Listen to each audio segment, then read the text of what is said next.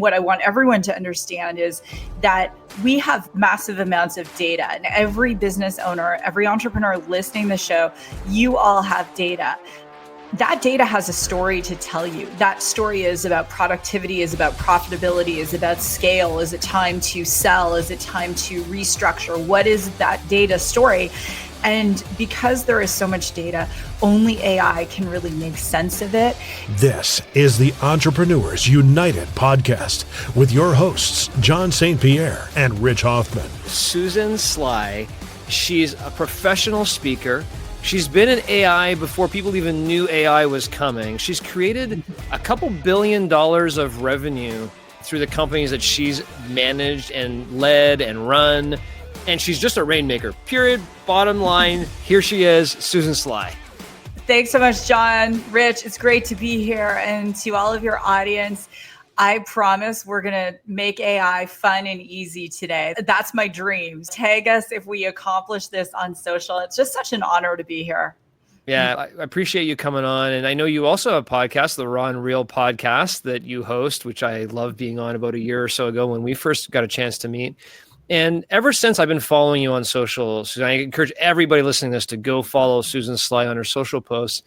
And you're speaking a lot to companies, to entrepreneurs who have this buzzword of AI going on, and they're not really sure how to handle it. So when you're out there speaking with groups, what is the core key message that you think keeps coming over and over again that people need to hear? That's a great question, a big question. I read this the other day. This moment we're at in time, this inflection point of AI was 80 years in the making. So most people don't understand that Stanford was working on early machine learning models back in the 50s to solve healthcare problems, right? And I started working on AI myself back in 90, 91, 92 when I was in university. And I was working on a project. We were building early facial recognition algorithms to catch criminals. So that's fun, badassery right there. And this concept of what is AI and what I want everyone to understand is that we have massive amounts of data, and every business owner, every entrepreneur listening to the show, you all have data. That data has a story to tell you. That story is about productivity, is about profitability, is about scale. Is it time to sell? Is it time to restructure? What is that data story? And because there is so much data, only AI can really make sense of it. And I want every entrepreneur to understand that there are different types of data sources. So some of you, if you're, for example, in construction or you have brick and mortar, you have security cameras. That 24/7 is creating data. And if you could use that data, which is my background, computer vision, to optimize productivity, to create a more secure operation, whatever it is for you, that's one form of data. Then you have text data, you have voice data. And now, John, Rich, we have so much data. How are we going to sift through it? And just to give you an example, in healthcare, less than 10% of all healthcare data is actually used. So what is the story the other 90% tells us? If an entrepreneur hasn't really started getting into AI, or if they got on ChatGPT and they asked a couple of questions, but they haven't really experienced its productivity for the business, where would you recommend they start? What area of the business would they get a wow? And it would be relatively simple if they just took the time to give it a try. Sure. That is a great question. What is the pain point you want to solve? So some of the listeners, they're like, yeah, we're having an awesome, profitable year. And so we're giving employees bonuses and it's amazing.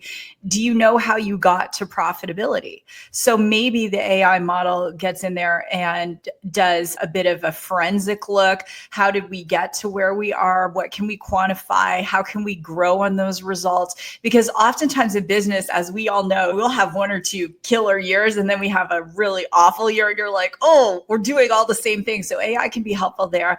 If you're not in the profitability that you want to be, AI can be great there to optimize your product, your profitability, and take a look at your ops, take a look at your go-to-market motion, using AI to be able to identify candidates as new customers for your business. So you can build now. The wonderful thing about what they did with OpenAI and the original vision, democratizing AI, you can build your own AI models and feed them your own data.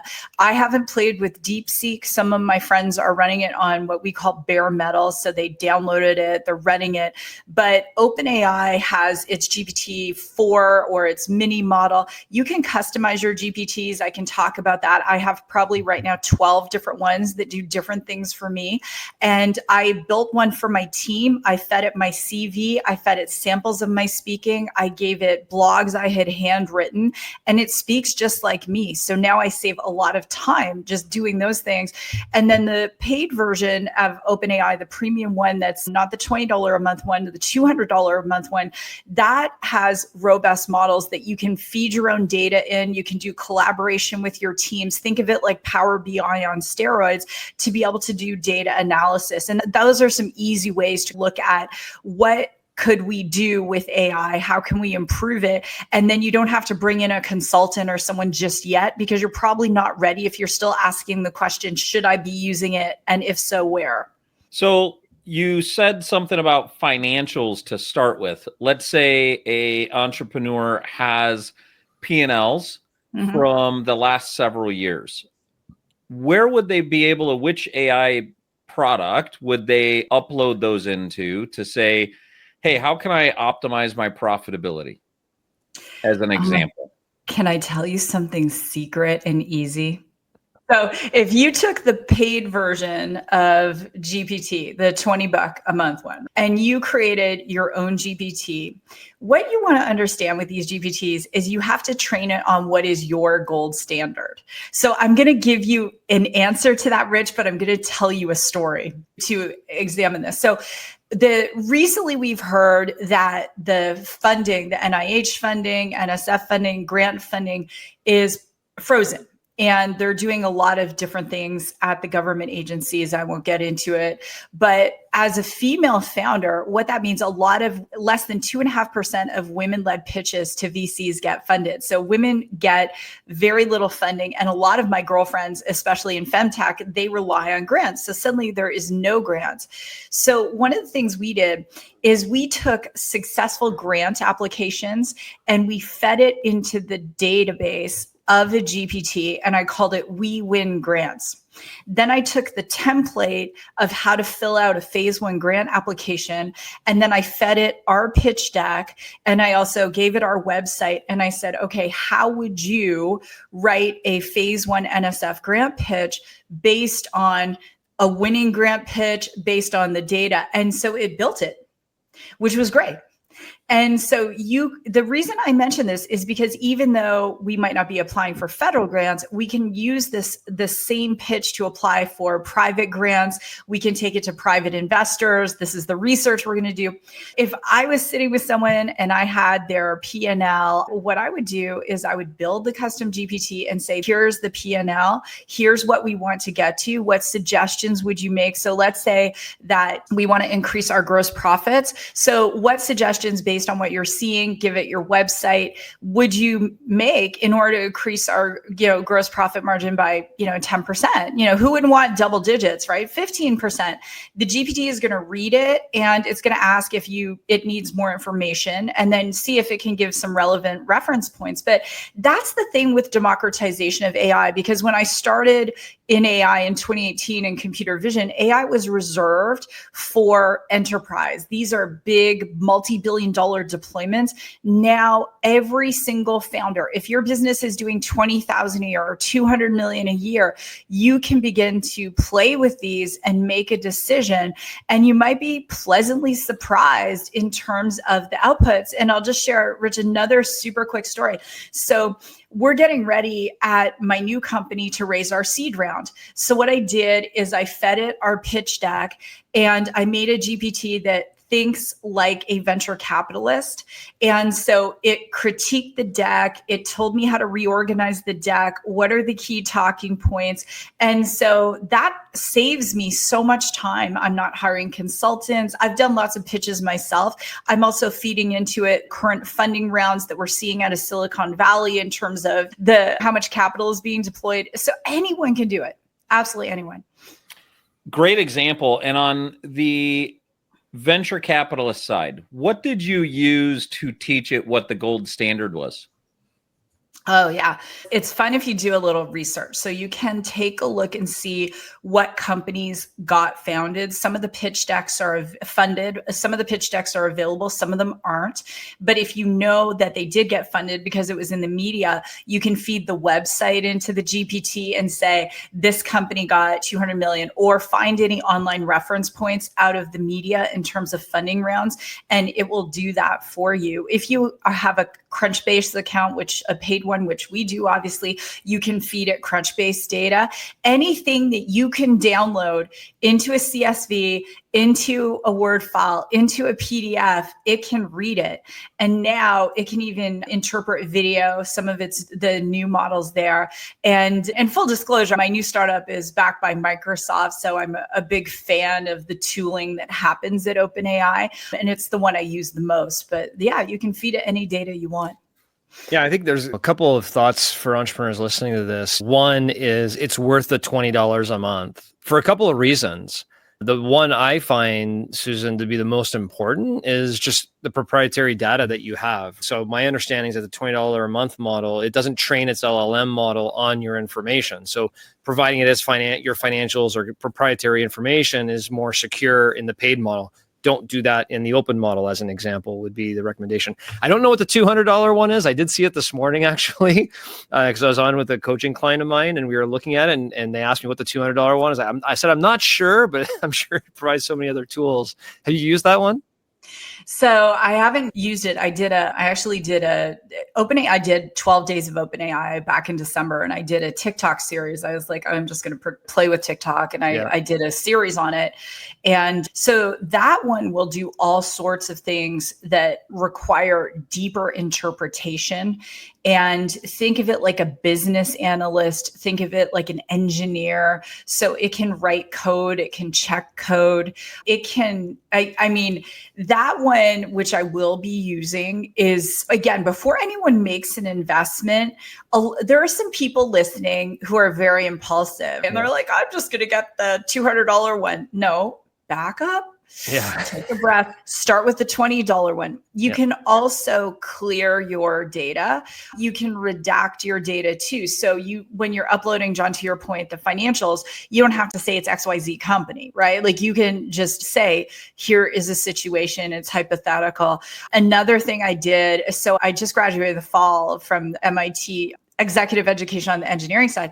And I built a custom GPT called Tim's World 2, which Tim is the mascot of MIT.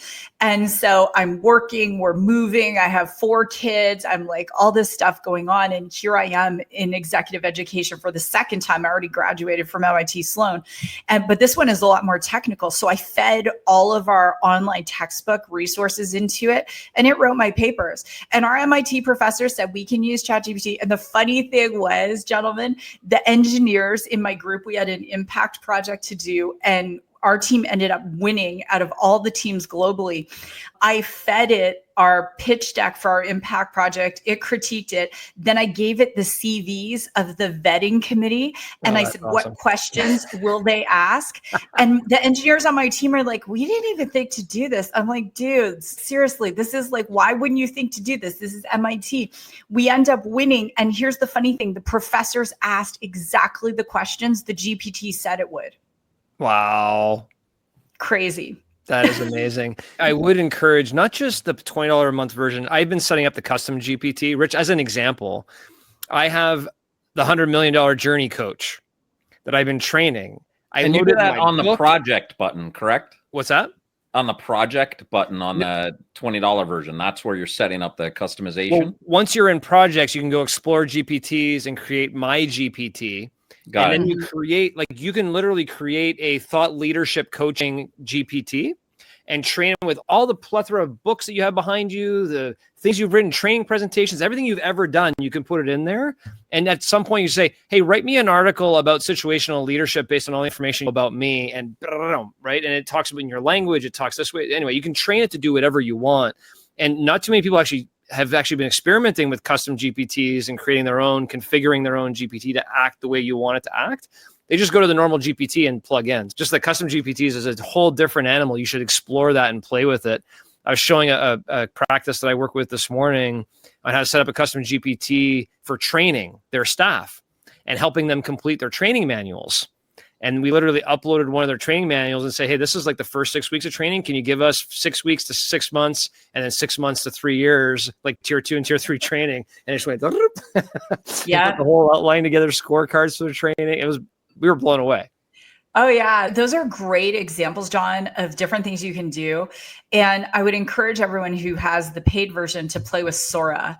So OpenAI didn't release Sora for a very long time. They announced it, but didn't release it. It is their text to video platform. And last year in the United States, we were in an election year, and Sora is so good. They put a lot of guardrails on it. So you can do something like create a movie premiere of an astronaut with a red, I'll say a Canadian word, toque on, with a gold beard and purple eyeglasses, and it creates a movie premiere. And it creates video for about up to 20 seconds, but you can piece these clips together.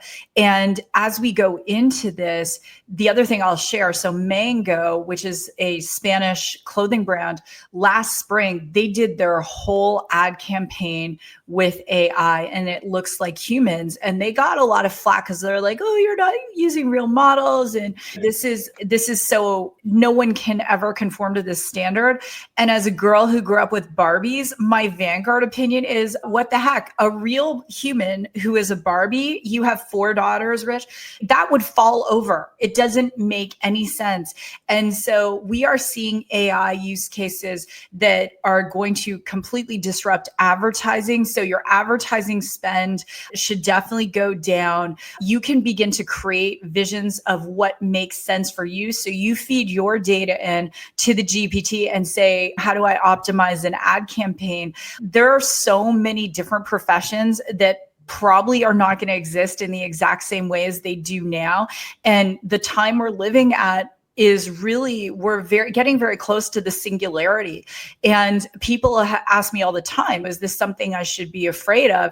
And I'm like, if something's inevitable, I wouldn't be afraid of it. But you have to ask yourself how you're going to adapt to the terrain of this AI revolution we're living in now.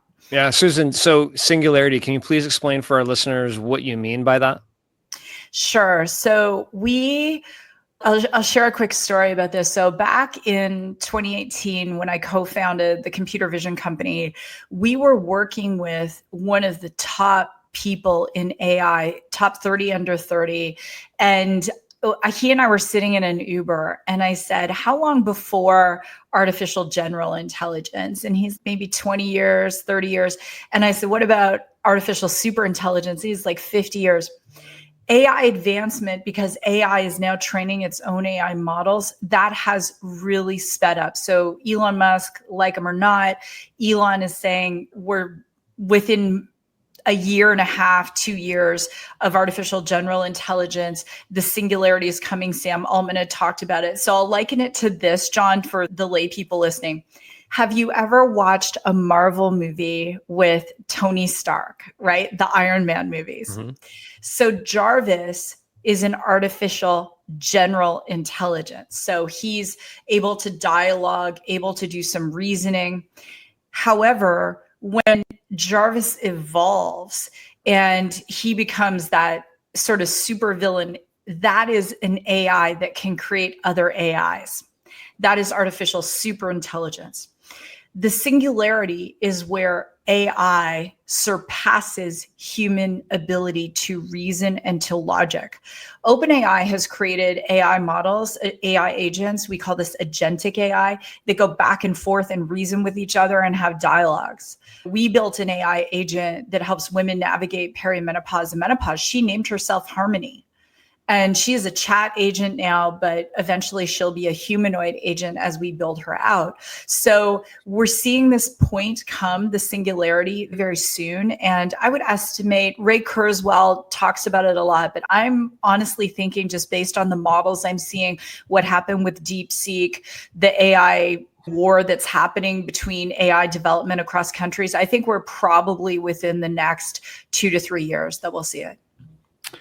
All right, I want to dial things way down from surpassing human intelligence to reason and give you the real life scenario that I did just this morning, and it didn't work out the way I wanted to, and I'd like you to help me. So, Oh dear. next week on Friday, I am going to my daughter's middle school to career day to talk about what I do.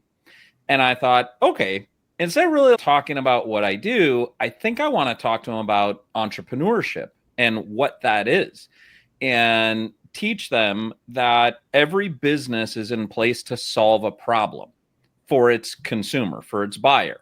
So I went on ChatGPT and I said, can you give me examples of businesses or products that solve a problem which middle schoolers could relate to? Whole bunch of them came up, like Lunchables and Legos and all this stuff. And I said, and I want to take those, I want to put them into a PowerPoint, and then I'm going to show them and I'm going to have them guess, and it'll be fun. So then I asked it, can you give me the PNG file of the image, and can you put it into a PowerPoint, one image per page? And it said, sorry, I don't do PowerPoints. I said, can you just give me the image? And it gave me a bunch of web links that were broken links. So with that as a use case, is there a different tool that I could have used to get images? And is there a different tool that I can use that will create the PowerPoint deck for me? That is a great question. So if you're working on that, I would suggest working with Microsoft Copilot and the Microsoft Suite. The image generation for DALL-E is horrible, in my opinion. In our Slack channel for my company, we have my company is called thePause, P-A-U-S-E technology, but we created, Rich, a Slack channel called thePause, and it's for where we share our pet photos. And then one of our data scientists created a DALL-E image with a cat. It's going to do a great job with that. If you ask it to create some kind of a chart or some kind of image for PowerPoints, it's not going to do a good job unless it's very basic. Let me give a compare and contrast for the listeners. So some of us are old enough to remember 2008, and 2008 was an inflection point for Facebook. So Facebook said, let's say John and I are with our significant others and we take a photo of the four of us, and Facebook AI would go, is that John in the photo? Yes or no? And I'd say yes. And then let's say it's like a month later and we're all at the beach and John's in a ball hat. Is that John in the photo? Yes. And so we created the largest validated facial recognition database in the world for free. So my financial advisor at the time, he was like, don't invest in Facebook. It's a free platform. Okay, he got fired. The reality is they created that by doing validated data. So they have models over there that are just incredible, but they're really more for people who are data scientists and LLM engineers. But the reason I mention this is because the free version of OpenAI is like where Facebook was in 2008.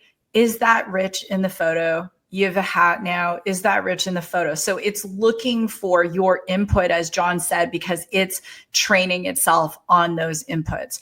We are seeing these pay to play models that are so far superior. They're faster, they're more accurate. But again, you have to, in the training set of that GPT, you have to give it specific instruction sets. In AI, we call it hallucinating, when the Gen AI, which is what we're talking about here, when the Gen AI creates an output that doesn't make any sense. So going back to your real use case, because you want to be the power dad in there, right? So what you do is in the paid version, you give it very specific instruction set. You have to speak to the GPT in language that is very concise. It would go like this. I am going to my daughter's 5th grade class to speak on careers, period. I would like to speak on entrepreneurship, period. I would like 5 examples of disruptive technologies that middle schoolers use, period. Here is a copy of my CV. Here is the link to the podcast I am on. Here is, and you give it whatever references, and now get it to build out the outline of your presentation. And so that's how you speak to these GPTs. They don't understand yet, and this is the language interpretation, don't understand some of the nuances of how we speak, but they're getting better and better at a very fast rate. So it sounds like you would recommend I move for that particular work, move to Microsoft Copilot, in part because that can create PowerPoint because it's part of the Microsoft suite. Yes. Okay. Yeah. Because But that's a whole nother ballgame on which AI do you use for which use case. Can you give a rundown of the top 3, the top 5, and a common use case that an entrepreneur might use that AI platform for? Oh gosh, yeah. And this is changing candidly every single day. It really depends what you want to use, right? Even Power BI on the Microsoft suite has incorporated the Copilot, but Microsoft also owns a big chunk of OpenAI, right? So I'm gonna step back from that question a little bit. In the AI race to dominate, who is going to dominate? So right now, what we're seeing is these companies, including Google, Microsoft, OpenAI, there is a race for all of our monthly subscription dollars. The question really becomes, is there one tool that can transcend all of them? The answer is not yet. So my big thing is too, going back to OpenAI, that is a question you can ask it because it is trained not to be biased just about itself. And I think what people want to begin to think about these tools as like the next version of search. So we say, I'm going to Google everything. It's like part of our everyday speech. But even OpenAI has a Google plugin where you can use the GPT premium model as a search, and it's excellent. You will find things that are better than what you find with straight Googling. I had it for a while. I unplugged it because it explained everything it found. I would say I could go super nerdy, but I would say everyone should start paying with the play with the paid version of GPT. Don't use the free one. It's rubbish. That's one. And then you can play with Copilot. It has its strengths and weaknesses. But again, for your audience, for the entrepreneurs playing, I would just start with the paid version of GPT. It doesn't solve your PowerPoint issue, but here's what I would do, my friend. Remember, no one wants the words anyway. I love Canva. Shout out to Canva, women-founded company. Our team uses Canva all the time. It has AI in it. It has every image you can possibly imagine for free within the subscription.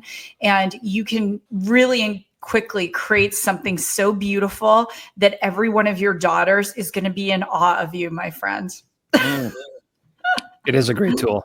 Yeah, cool. Question for you on the perimenopause AI that you're creating. First of all, my wife is in perimenopause and has done a ton of research on it and books and is taking stuff. And we say she drinks dirt because it's all these Eastern medicine things that kind of taste a little like dirt in the morning and afternoon. And so there's a lot that we never knew to perimenopause. A lot in the baby boomer generation, they just didn't talk about it. Her mom didn't prepare her for what was about to come. No. So it caught her by surprise. So I think based on my limited experience with my wife, what a tool you are creating. And I'm curious for entrepreneurs who want to create a tool that someone can ask questions of it and it can answer based on the database. For example, many businesses may want to create like a DIY type section. And then when people get stuck on the DIY, they may hire the person for their business. So for somebody that wants to create something like what you are, what's the tool you're using for that?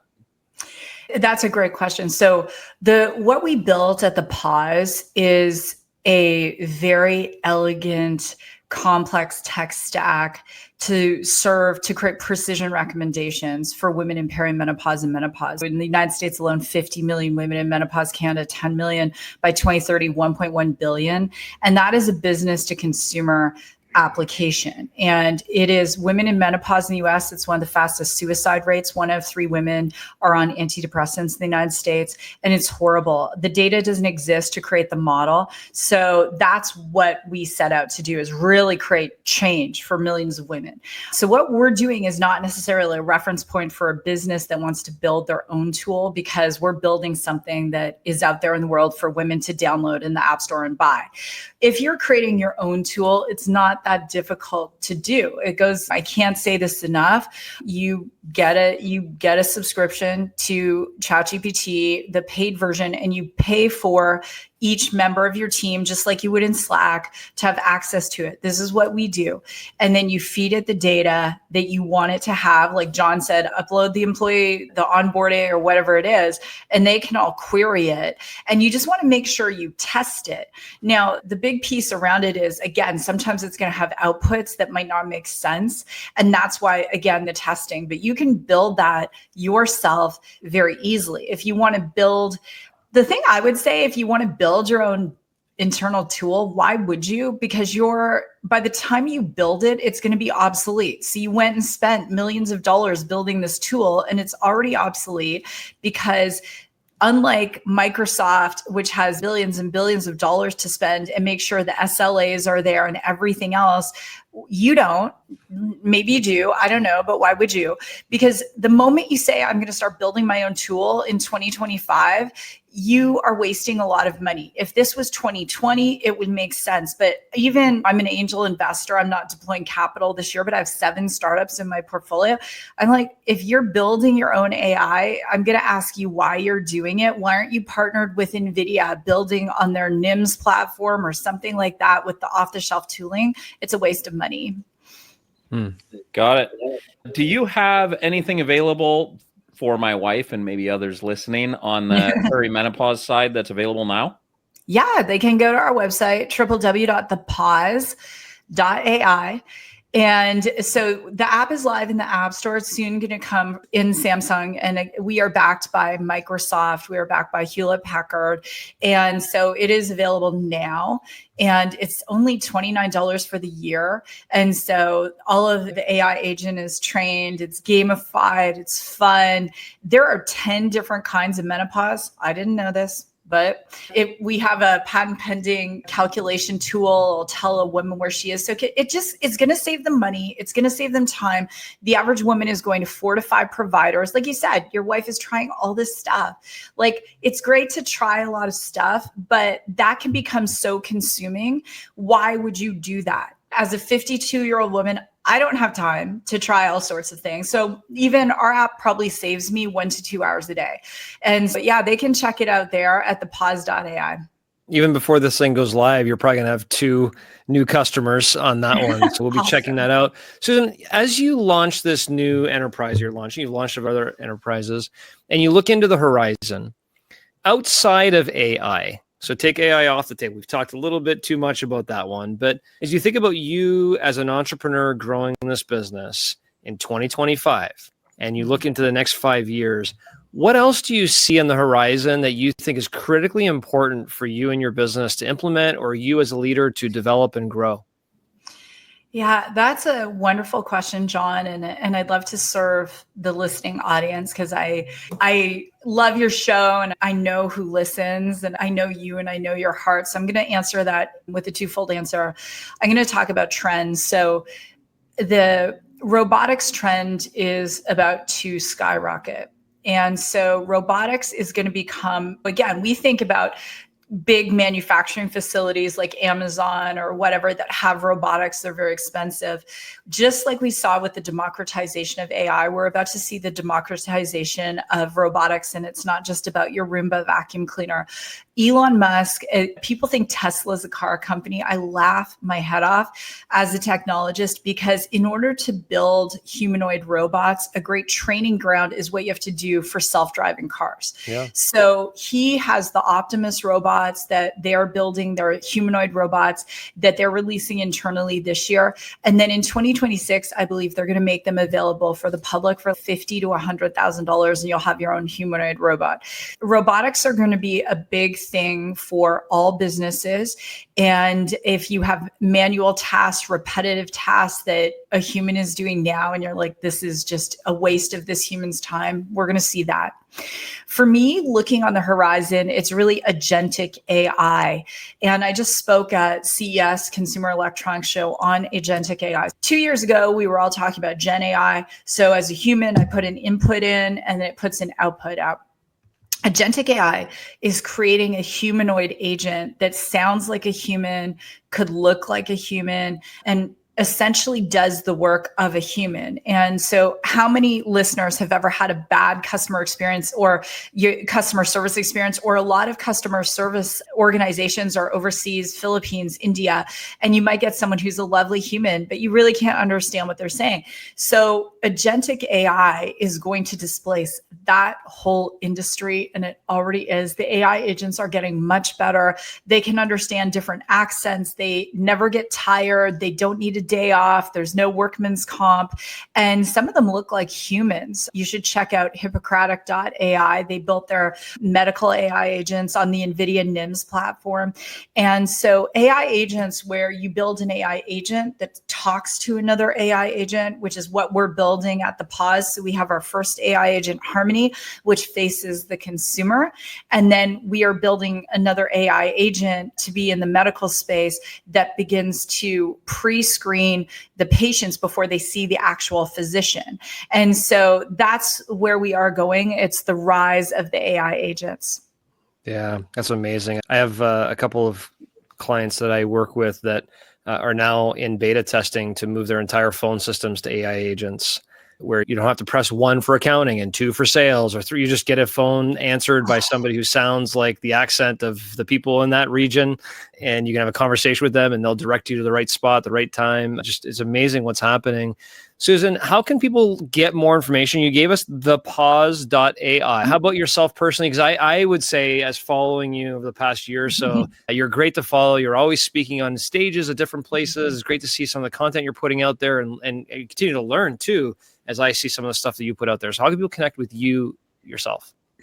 Oh, thank you. Yeah. So I'm very active on LinkedIn, Susan Sly. I have Instagram, Susan Sly. I have my Facebook page, Susan Sly Live. I haven't been doing a lot on X, but I just started this TikTok channel that I call the AI News. And so I'll post when there's something newsworthy in AI. These are 1-minute bite-sized videos that I do basic explanation of complex topics. So people can check me out on TikTok. I can't even believe I'm saying that. John, I had you on Raw and Real Entrepreneurship, and they can check out that show. I would never have thought I'd be on TikTok, but it took one of my staff 4 years to wear me down. I finally did it. Awesome. Thank you very much for coming to speak with us today. You have so much knowledge that I think a lot of us need to hear, because you're so deep into this AI world that a lot of entrepreneurs, quite frankly, haven't even tested it yet. We haven't gone into that paid ChatGPT version. It's time to start testing, playing around with it, and seeing what opportunities exist for you and your business. So thank you for joining us today. Thanks, Susan. Thank you for having me. Stay tuned as John and Rich unpack today's conversation. I really got something out of this, and I got a lot of things out of it. One of them was train GPT on what the gold standard is. Yeah. It makes a ton of sense, because around my question was, if we upload a few P&Ls, can we just say, hey, what can I do to be better at it? And where she went was, it may answer based on what it thinks the gold standard is, but you got to tell it what the gold standard is. Yeah. And once you tell it what the gold standard is, it'll compare and contrast for you and tell you how to improve it. Like, that is going to change how I'm using it. I'm using GPT. You'll be proud of me. I'm using it almost every day, typically multiple times a day. And that is going to change how I use it. Think about it in this context, Rich. Think about a franchise company. Doesn't matter which one. Think of a franchise company, and you have a franchisee that has a gold standard P&L and balance sheet. This is the way to, run your business. What percentage of this should be that from a financial perspective? And you could load, here's a hypothetical role model of P&L and financials of a top. Now, here's mine. Tell me all the different areas where I need to level up my game in order to be the role model. And it will give you not only examples, but then you get the example. Okay, tell me how to do that. And here's my website, and here's my team, and here's my salaries, and you could really get deep down information without having the knowledge yourself on how to analyze these financial statements. I'll give you a really good example. I had somebody recently say, hey, can you help me? I have 2 spreadsheets with data that have like thousands of lines in each. And I'm trying to compare what in this is missing in this one. Is there a tool that can help me do that? And I said, sure, send it to me.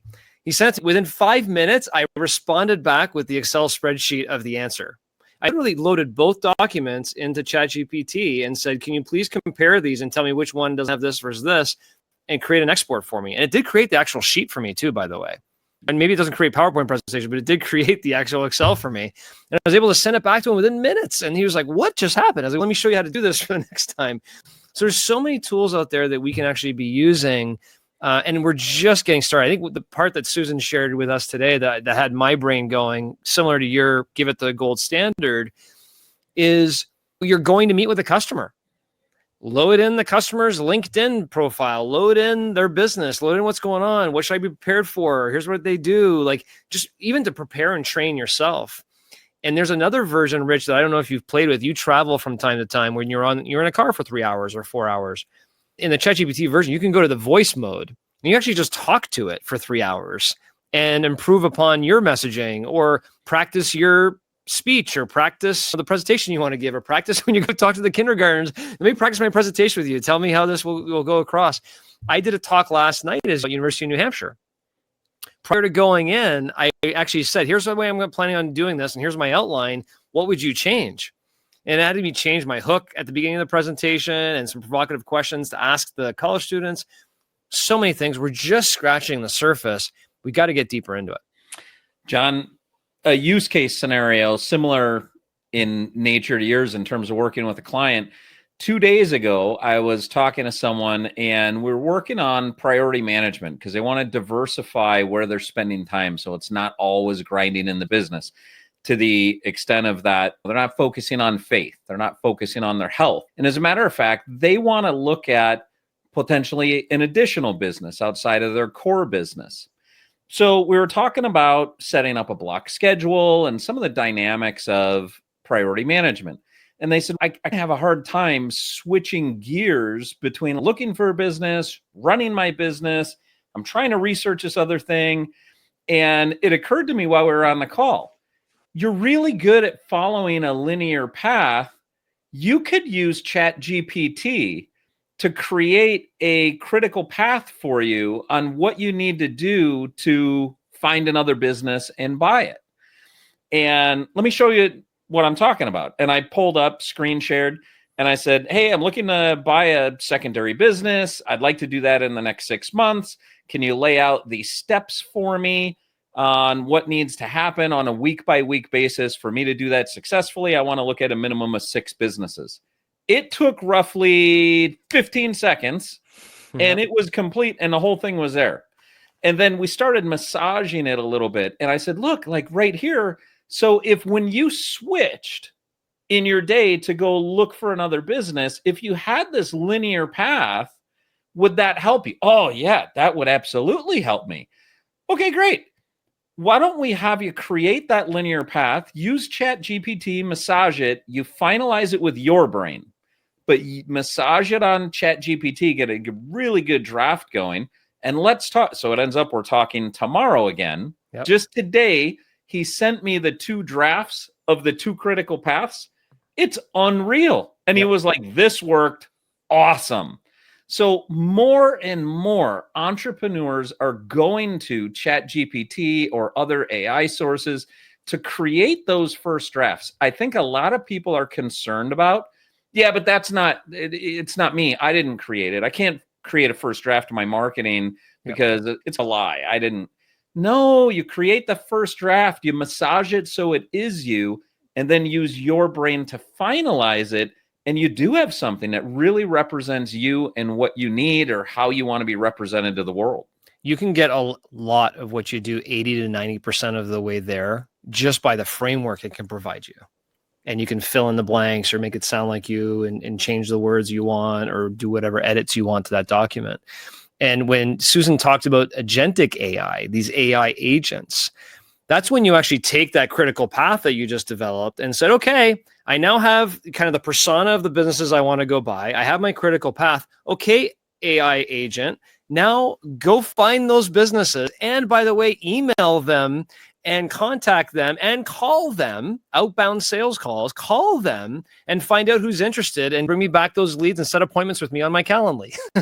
And the agentic AI just goes and starts doing it. You saw examples of people doing outbound sales calls. You saw the example at the Entrepreneurs United Empowerment Experience in Charleston with Patrick Bryant, where he had a phone agentic AI kind of service for restaurants that could book appointments and reservations and the like. The agentic AI thing is going to really change things. It's not the robotic that's walking around or the robot that's walking around your house necessarily, but it's the agent. You can tell it to go do a task, train it to go do a task, and it'll actually perform the task. And I think that's the opportunity that small businesses and medium-sized businesses need to start thinking about, is even within their own cohort of employees, what roles can be automated, not to replace the employee, to make the employees more efficient so they can produce more, right? Operational throughput in small businesses is how you increase your profitability. People can get paid more money. You'll have higher retention of your employees. They'll be happier coming to work. There's a lot of things we could do to really automate some things and make it more efficient. And when the agentic AI agents come along, man, watch out. So can't wait for that. And here's one more use case on, it was earlier this week. No, it wasn't earlier this week. It was like 3 weeks ago. A client who I have said they had a salesperson of theirs who left, didn't give them 2 weeks notice, just left. And now they're going to run a competing business. Do you remember David Kirchin, who was a guest? Yeah. And he came to the Entrepreneurs United Empowerment Experience. David has partnered with an AI agent company. So I said to this client of mine, hey, you should reach out to my friend David.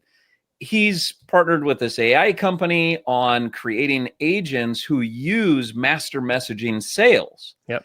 And you could feed your 1,000-person client list. You could feed that to the AI agent, and they're going to call, and you can get those leads back. And you could do that really quickly before this person who left your business ends up competing and taking all those clients from you. Yep. So he turned around, it's really reasonable pricing. He turned around and got some really reasonable pricing from him. I think he's employing that. I have to talk to him tomorrow. Yep. I think he's employing that this week or next week, that he's getting that already going and out there. Now, I'll share this with you. When I talked to David Kirchin last, he said what they're finding out is that the close rate of the AI agents is roughly the same as the human. And the reason why is because if somebody perceives value in whatever's being communicated, whether it be from an AI agent or a human, if they perceive value for themselves, they don't care if it's an AI agent. Just like if they don't perceive value for themselves, they'll hang up on a human. Yeah. So he said the close rate is about the exact same. You actually don't lose anything to do this in the form of an AI agent. He also said, in training the AI agent his master messaging sales techniques, that he listens to the calls. Sometimes it gets things wrong. He retrains the AI agent on how to use his techniques. John, guess how many times he needs to retrain it to do something? Once. One.